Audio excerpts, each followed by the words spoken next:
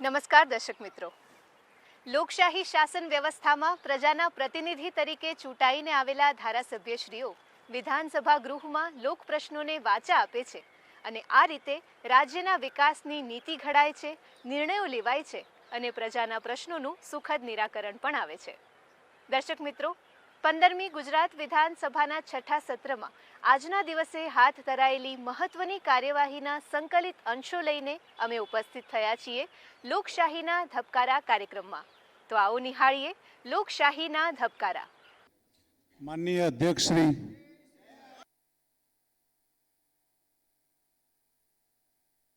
Order. પ્રશ્ન ક્રમાંક 1, માન્ય શ્રી અનિરુદ્ધભાઈ દવે. માનનીય અધ્યક્ષ શ્રી, છેલ્લા 2 વર્ષમાં 31/12/2024ની સ્થિતિએ કઈ કઈ યોજના હેઠળ કઈ કઈ જાતિના રોપાનું વાવેતર થયું અને બીજું એના પાછળ જીવતા રાખવા માટે શું ખર્ચ થયો? માનનીય અધ્યક્ષશ્રી, માંડવી તાલુકામાં છેલ્લા 2 વર્ષની અંદર હું યોજનાની વાત કરું તો વન વ્યવસ્થા અને વિકાસ યોજના હેઠળ 155 હેક્ટરની અંદર 1,42,000 રોપા અને એની અંદર જીવંત રોપા 1,05,000 એમ એની પાછળ 62,96,000નો ખર્ચો થયો. એ જ રીતે કેમ્પા યોજના હેઠળ 35 હેક્ટરની અંદર 39,000 રોપા નાખ્યા હતા. જીવન રોપાની સંખ્યા 29,000. ખર્ચ થયેલી વિગત 69,62,000. ગૂગલ વાવેતરની અંદર 100 હેક્ટર નાખવામાં આવ્યા છે. એની અંદર ખર્ચ રોપાની સંખ્યા 1,11,000. જીવન રોપા 82,000. 35,18,000નો ખર્ચ કરવામાં આવ્યો છે. એમ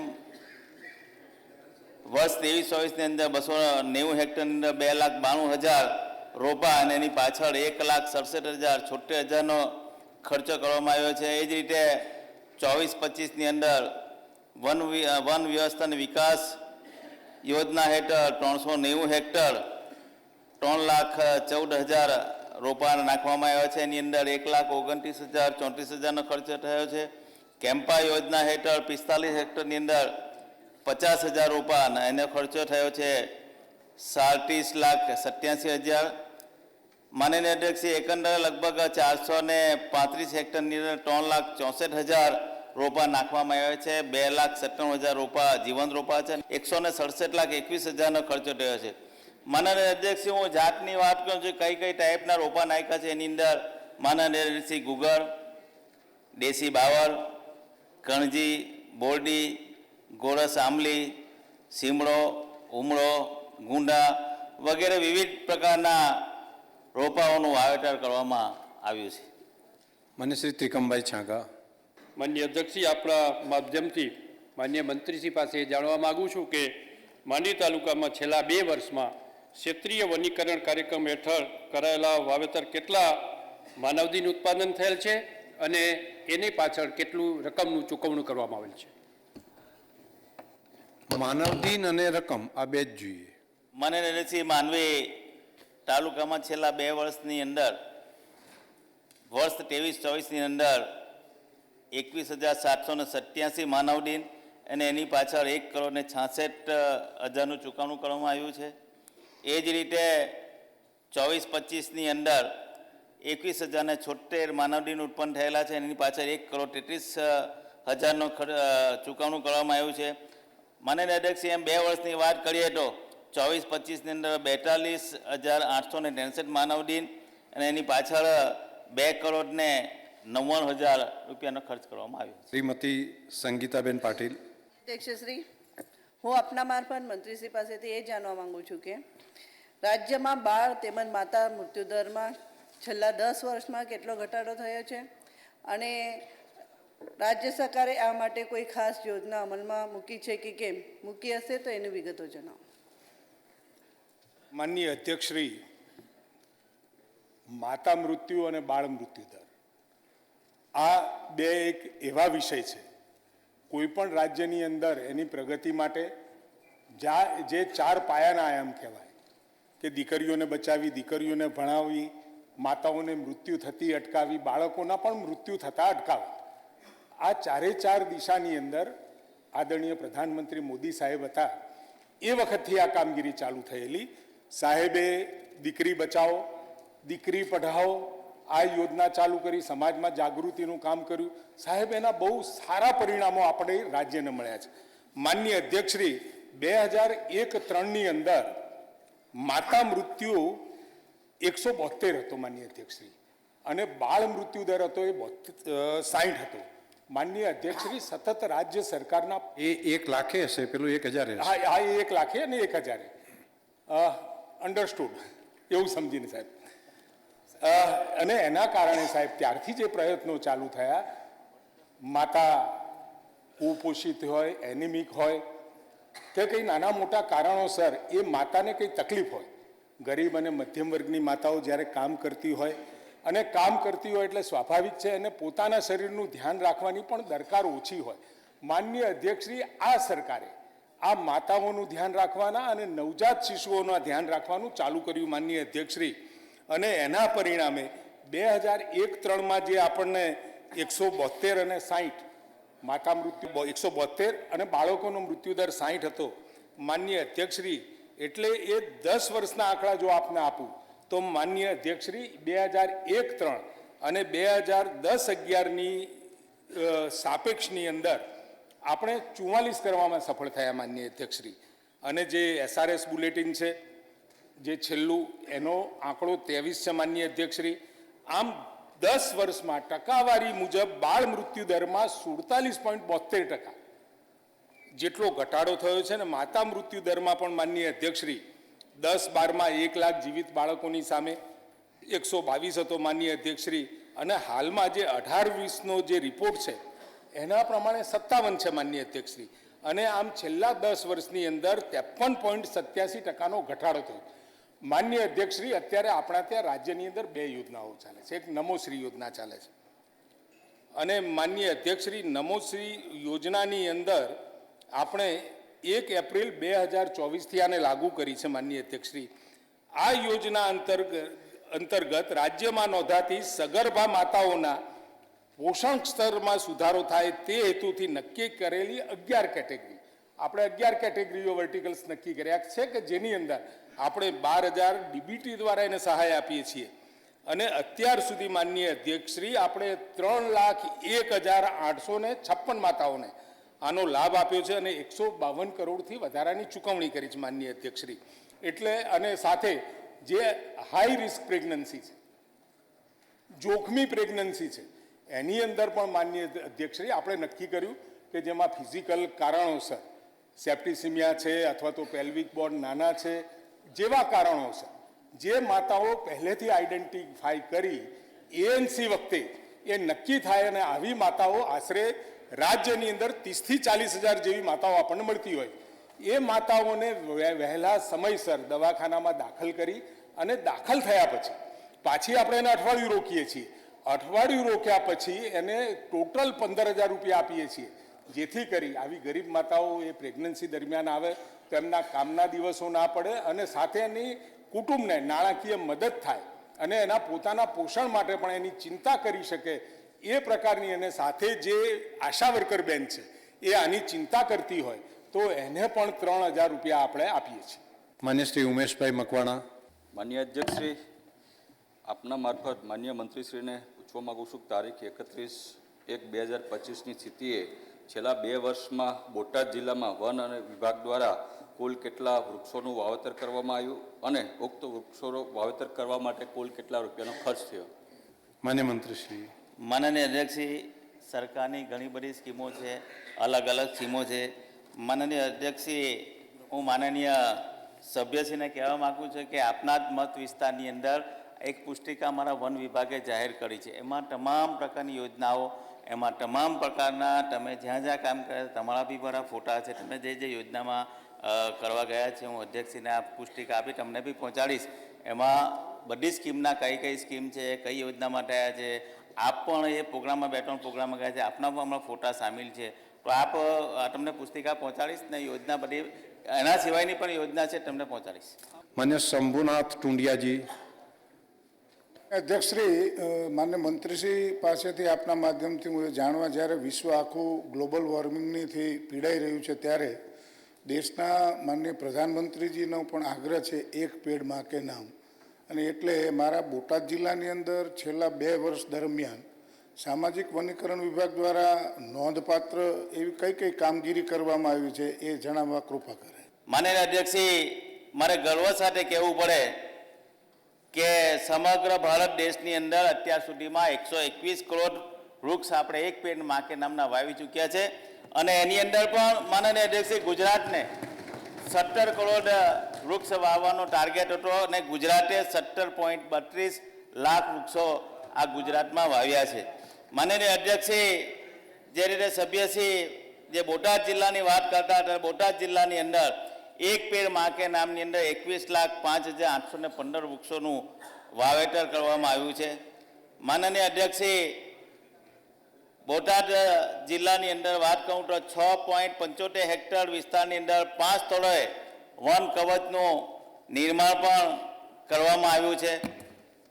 એગ્રો ફોરેસ્ટ્રી યોજના અંતર્ગત વર્ષ 23-24 દરમિયાન 186 હેક્ટર વિસ્તારની અંદર અને વર્ષ 24-25 દરમિયાન 317 હેક્ટર વિસ્તારની અંદર ખેડૂતો દ્વારા માલિકીની જમીનની અંદર પણ વાવેતર કરવામાં માનનીય અધ્યક્ષે આવ્યું છે. પંચરત્ન વાટિકા મોડલ હેઠળ માનનીય અધ્યક્ષે 10 ગામોની અંદર પણ વાવેતર કરવામાં આવ્યું છે. અમૃત સરોવરની ફરતે પંચરત્ન વાવેતર માનનીય અધ્યક્ષે મોડલ હેઠળ 4 અમૃત સરોવર મારફતે એની ફરતે પણ આ વૃક્ષોનું વાવેતર આપના બોટાદ જિલ્લાની અંદર કરવામાં આવ્યું છે. માનનીય અધ્યક્ષે બોટાદની વાત કરીએ તો 7 વન કુટીરનું પણ નિર્માણ કરવામાં આવ્યું છે. બોટાદ તાલુકાના તાજપર ગામ એક પંચાયતી વિકાસ કેન્દ્રનું પણ નિર્માણ કરવામાં આવ્યું છે. 3 અર્બન ફોરેસ્ટનું નિર્માણ પણ કરવામાં આવ્યું છે. રાણપુર તાલુકાના સુંદડિયા ગામે એક પવિત્ર ઉપવનનું પણ નિર્માણ કરવામાં આવ્યું છે. માનનીય અધ્યક્ષે જિલ્લામાં 25 કિસાન શિબિર આયોજન કરવામાં આવ્યું હતું. જિલ્લામાં કુલ 2 મેડિકલ કેમ્પનું પણ આયોજન કરવામાં આવ્યું છે. જિલ્લામાં કુલ 885 કલમી ફરાવ રોપોનું વિતરણ પણ કરવામાં આવ્યું છે, જે પ્રાઇવેટ લોકો પણ, જે ખાનગી માલિકો પણ આ રોપા લઈ જઈને એનું વાવેતર કરી શકે છે. ડૉક્ટર હસમુખભાઈ પટેલ. માનનીય અધ્યક્ષશ્રી, 31/12/24ની સ્થિતિએ અત્યારે રાજ્યની મેડિકલ કોલેજોમાં પોસ્ટ ગ્રેજ્યુએશનમાં એટલે કે MD-MSની અંદર કેટલી સીટો ઉપલબ્ધ છે, અને જે પ્રમાણે બ્રાઉનફિલ્ડ અને ગ્રીનફિલ્ડની અંદર જે મેડિકલ કોલેજો ખુલી રહી છે, તો છેલ્લા 2 વર્ષની અંદર એમાં સીટોમાં કેટલો વધારો થયો છે?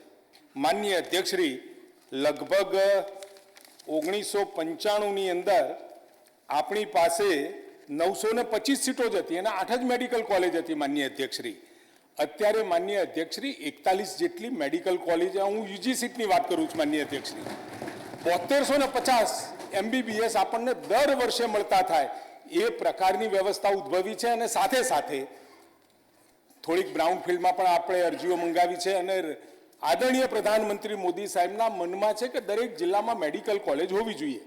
માનનીય અધ્યક્ષશ્રી, આપણે ટૂંક જ સમયમાં આવતા વર્ષે જ કદાચ દરેક જિલ્લાની અંદર આપણે મેડિકલ કોલેજ સ્થાપવાનું સપનું જે આદરણીય પ્રધાનમંત્રી મોદી સાહેબનું હતું, આપણે પૂરું કરીશું માનનીય અધ્યક્ષશ્રી, અને એમાં પણ સીટોનો વધારો થશે માનનીય અધ્યક્ષશ્રી. અને હાલમાં એમને જે કહ્યું છે કે આપણે પીજી અને ડિગ્રી ડિપ્લોમા, પીજી તો ખરું જ સાહેબ, MSMD તો ખરું જ, પણ સાથે સાથે માનનીય અધ્યક્ષશ્રી જે સુપર સ્પેશિયાલિટી કહેવાય એ સીટો પણ માનનીય અધ્યક્ષશ્રી 124 છે. પીજી ડિપ્લોમા કે જે આપણને NMC માન્ય છે, નેશનલ મેડિકલ કમિશન માન્ય છે, એવી 3900 સીટો. માનનીય અધ્યક્ષશ્રી, આમ 3139 આપણને સારી સારવાર એટલે MBBS પછી ભણીને સારવાર કરવાવાળા ડૉક્ટરો એટલા છે. અને સાથે માનનીય અધ્યક્ષશ્રી, national board of examination new Delhi દ્વારા DN સ્પેશિયાલિટી 3 વર્ષનો જે કોર્સ છે એમાં 148, DNB સુપર સ્પેશિયાલિટી 3 વર્ષનો કોર્સ છે એમાં 76, DNB ડિપ્લોમા 2 વર્ષ છે એમાં 58, એમ કુલ 282.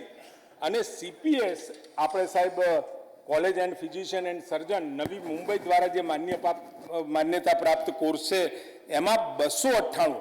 આમ માનનીય અધ્યક્ષશ્રી 3798 સીટો આપણી પાસે અત્યારે ઉપલબ્ધ છે. અને માનનીય અધ્યક્ષશ્રી, ઇતિહાસમાં પહેલી એક વખત એવું બન્યું છે કે 1011 પીજીની જે સીટો છે, એમએસએમડીની જે સીટો છે, માનનીય અધ્યક્ષશ્રી ચાલુ વર્ષે આપણે આ કોલેજોને એસેન્શિયાલિટી માટેની માન્યતા આપી. માનનીય અધ્યક્ષશ્રી, અને એની માન્યતાથી મળેથી ઇતિહાસમાં પહેલી વખતે સૌથી વધારે એમએસએમડીની સીટો આપણા રાજ્યમાં આવશે માનનીય અધ્યક્ષશ્રી.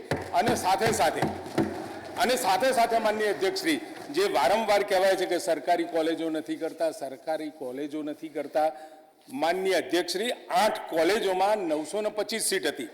માનનીય અધ્યક્ષશ્રી, અત્યારે આપણી જે સરકારી કોલેજ છે, બીજે મેડિકલ, સરકારી મેડિકલ કોલેજ સુરત, બરોડા, ભાવનગર, રાજકોટ અને જામનગર, માનનીય અધ્યક્ષશ્રી આપણે અત્યારે યુજીની જે સીટો છે 1400 કરી જ માનનીય અધ્યક્ષશ્રી. એટલે કે આ જે 6 મેડિકલ કોલેજ છે, એટલે 12 મેડિકલ કોલેજનું કામ આ 6 મેડિકલ કોલેજ કરી રહી છે. માનનીય અધ્યક્ષશ્રી, ડબલ સીટો જે, અને સાથે 2100 સીટો GMERSની સીટો આપણે આપણા ત્યાં અહીંયા ભણાવીએ છીએ. અને એની ફી માટે અને બાકીની પણ મેડિકલ કોલેજની અંદર એડમિશન લેતા ગરીબ મધ્યમ વર્ગના જે બાળકો છે એને આપણે MYSY દ્વારા એને મદદ કરી અને એમાં મદદ કરીએ છીએ, એની ફી ભરવામાં મદદ કરીએ છીએ. ગયા વર્ષે માનનીય અધ્યક્ષશ્રી 2100માંથી 1753 છોકરાઓને MYSYનો, હું આ GMERSની વાત કરું છું માનનીય અધ્યક્ષશ્રી, એમને આપણે લાભ આપ્યો છે. એટલે એકંદરે મેડિકલ એજ્યુકેશનની અંદર આપણે ખૂબ મોટી છલાંગ મારી છે. અને આવતા વર્ષોની અંદર જે અત્યારે આપણને દુષ્કાળ દેખાય છે, કે ઘણી વખત કહેવાય છે કે વર્ગ 1ના ડૉક્ટર મૂકો, આપણી પાસે હોતા નથી. માનનીય અધ્યક્ષશ્રી, ઇતિહાસમાં પહેલી વખતે આપણે જે ડૉક્ટરોની ભરતી માટે લગભગ 1900-2000ની આસપાસ MBBSની ડૉક્ટરોની ભરતી માટે GPSCને જે માગણા પત્રક મોકલ્યું, માનનીય અધ્યક્ષશ્રી, પહેલી વખત 12000 ડૉક્ટરો એમાં ઉપસ્થિત રહ્યા. એટલે એનો મતલબ કે જે વાવેલું હતું એના ફળ હવે ચાખવાના દિવસો ચાલુ થયા છે. અને ટૂંક સમયમાં, એટલે 2-3 વર્ષની અંદર જે સારામાં સારી સારવાર યોગ્ય ડૉક્ટરો દ્વારા ગુજરાતને મળતી થાય એ પ્રમાણેનું આખું નેટવર્ક આદરણીય પ્રધાનમંત્રી મોદી સાહેબના વિઝનથી આપણે તૈયાર કરી શક્યા છીએ. માન્ય કિરીટભાઈ પટેલ. અધ્યક્ષશ્રી, આપના દ્વારા માનનીય મંત્રી પાસેથી જાણવા માગું છું, તમે જે 2044 MS, MD અને 932 MSની જે સીટો છે એમાંથી સરકારી કોલેજોની સીટો કેટલી અને સેલ્ફ ફાઇનાન્સની કેટલી અને બંનેની ફી કેટલી? માનનીય અધ્યક્ષશ્રી, આપણી પાસે સરકારી મેડિકલ કોલેજોની ટોટલ 1400 સીટો છે યુજીમાં, પીજીમાં 1295 છે માનનીય અધ્યક્ષશ્રી. સાથે જે GMERSની છે એમાં કુલ 2100 સીટો છે. મ્યુનિસિપલ કોર્પોરેશન સંચાલિત મેડિકલ કોલેજો છે એની માનનીય અધ્યક્ષશ્રી 700 સીટો છે. બિન સરકારી મેડિકલ કોલેજો છે એની 2750 છે. આમ 7250 છે. અને ટોટલ MSMDની જે છે એ માનનીય અધ્યક્ષશ્રી 2976 છે. અને સાથે પીજી પ્રોગ્રામની જે સીટો છે એ પણ માનનીય અધ્યક્ષશ્રી 2976 અને ડિપ્લોમાની 3900 સીટો છે. આમ એકંદરે ખૂબ મોટો ઉછાળો આપણે છેલ્લા 10 વર્ષમાં કરી શક્યા છીએ. અને માનનીય અધ્યક્ષશ્રી, આપ જ્યારે આરોગ્ય વિભાગ સંભાળતા હતા એ વખતે બ્રાઉન ફિલ્ડ અને ગ્રીન ફિલ્ડ પોલિસી આપે અસ્તિત્વમાં લાવ્યા હતા. એના કારણે પણ ઘણા બધા ખાનગી સારા ટ્રસ્ટોને નવી મેડિકલ કોલેજો સ્થાપવા માટેનું પ્રોત્સાહન મળ્યું. અને એના કારણે ખાનગી ક્ષેત્રે તેમજ જે ટ્રસ્ટો કહેવાય એ લોકોએ નવી મેડિકલ કોલેજો બ્રાઉન ફિલ્ડમાં અને ગ્રીન ફિલ્ડમાં સ્થાપી છે. એના કારણે ધરખમ આ વધારો આપણને મળ્યો છે. માન્ય શ્રી અર્જુનભાઈ મોઢવાડિયા. માનનીય અધ્યક્ષશ્રી, માનનીય મંત્રીશ્રીને પૂછવા માગું છું કે પોરબંદરની અંદર, બરડા ડુંગરની અંદર અને એની બહાર જો કઈ કઈ પ્રકારની નવા ડેસ્ટિનેશનો વિકસી રહ્યા છે એની માહિતી આપે.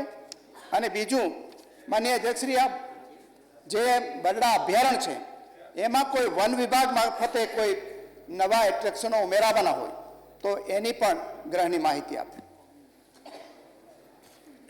માનનીય અધ્યક્ષશ્રી, બરડા ટુરિસ્ટ સર્કિટ છે એમાં આપણે ત્યાં નવલખા મંદિર કુમલી અને આશાપુરા મંદિર સોનકંસારી, ના ડેરા સુધીનો પાથવે, મોડપર કિલ્લાનો વિકાસ, જાંબુવંતી ગુફા જે પોરબંદર જિલ્લામાં આવે છે એનો પણ એમાં સમાવેશ છે. ફૂલનાથ મહાદેવ મંદિર એ બરડા ટુરિસ્ટ સર્કિટમાં આવે છે ને જામનગર જિલ્લામાં આવે છે. એમાં અંદાજિત 40 કરોડ રૂપિયાનો ખર્ચ છે. આ સિવાય જે વિશ્વકક્ષાના કહેવાય એવા પોરબંદર જિલ્લામાં કલ્લી રિચાર્જ જળાશય ડેવલપમેન્ટ ઓફ કલ્લી રિચાર્જ જળાશય મોકર સાગર જે છે એને પણ કામ શરૂ થઈ ગયું છે અને ત્યાં ખૂબ મોટી સંખ્યામાં વિદેશી પક્ષીઓ આવે છે અને એ પ્રવાસન સ્થળ પણ વૈશ્વિક કક્ષાનું બની શકે એવું છે.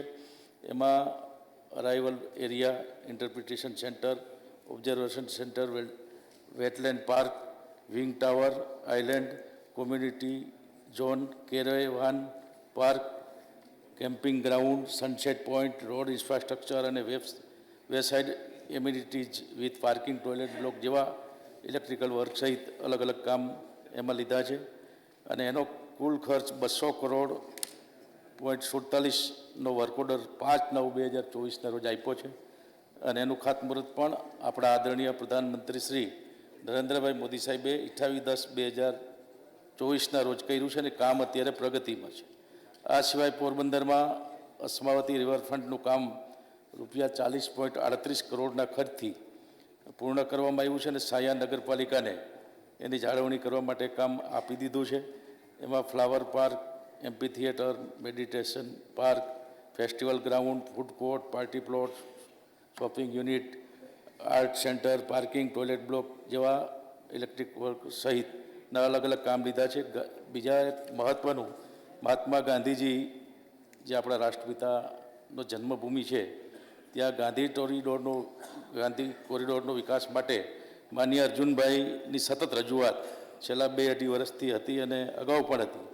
એમાં આ વર્ષે 25-26ના બજેટમાં 2.50 કરોડની જોગવાઈ સૂચિત કરવામાં આવી છે.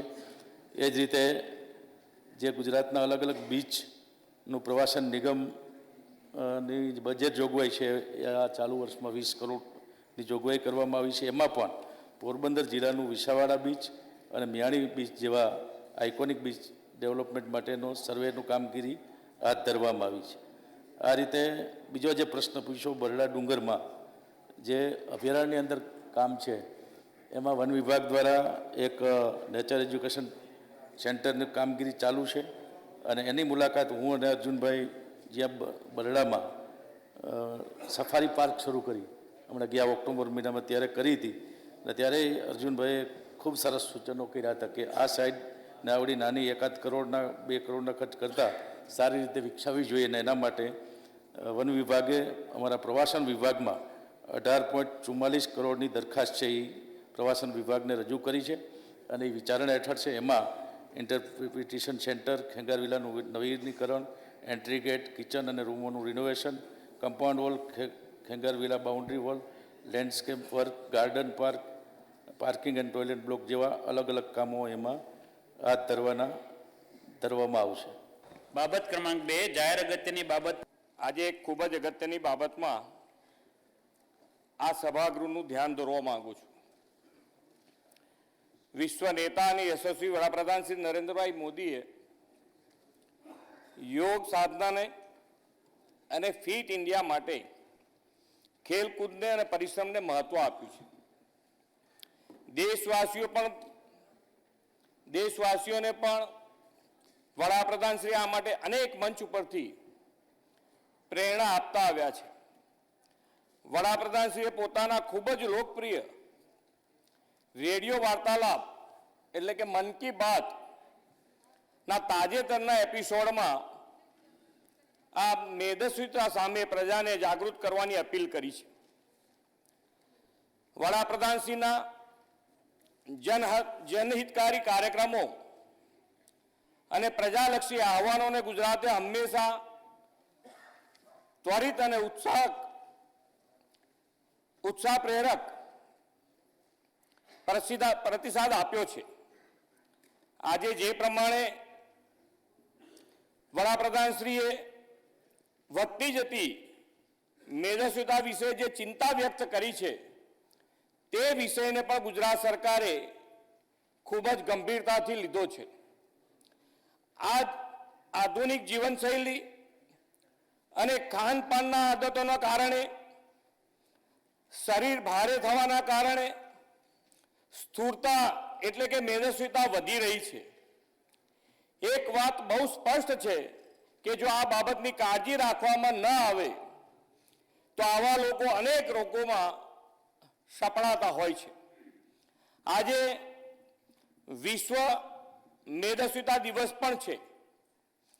ત્યારે આ સન્માનીય સભાગૃહને જણાવવા માંગુ છું કે મારી સરકાર રાજ્યમાં સમગ્ર વર્ષ દરમિયાન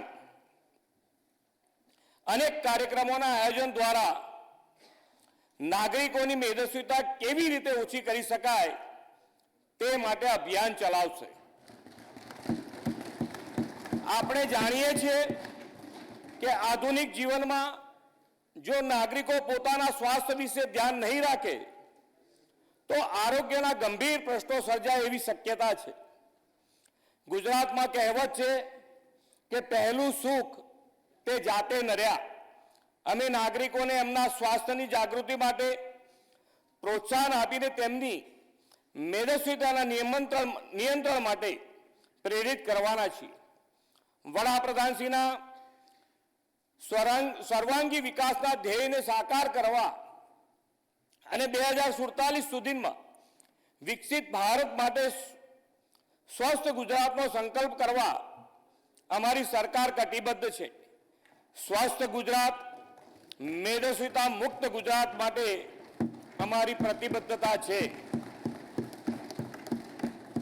તો આજે આ ગૃહમાં બેઠેલા તમામ જનપ્રતિનિધિ સૌ જવાબદારીવાળા વ્યક્તિઓ છે. તો આજે આ સભાગૃહને એક વિનંતી કરું છું કે આ જે નાગરિકોના સ્વાસ્થ્ય સાથે જોડાયેલો મેદસ્વીતાનો પ્રશ્ન છે એને આપણે સૌ સાથે મળી અને સક્રિયથી જો આપણે સહભાગી થઈશું સરકારના આયોજનમાં તો આપણે ગુજરાતની જનતાની ખૂબ મોટી સેવા કરી શકીશું. આભાર. તો દર્શક મિત્રો, ફરી મળીશું. ત્યાં સુધી રજા આપશો. નમસ્કાર.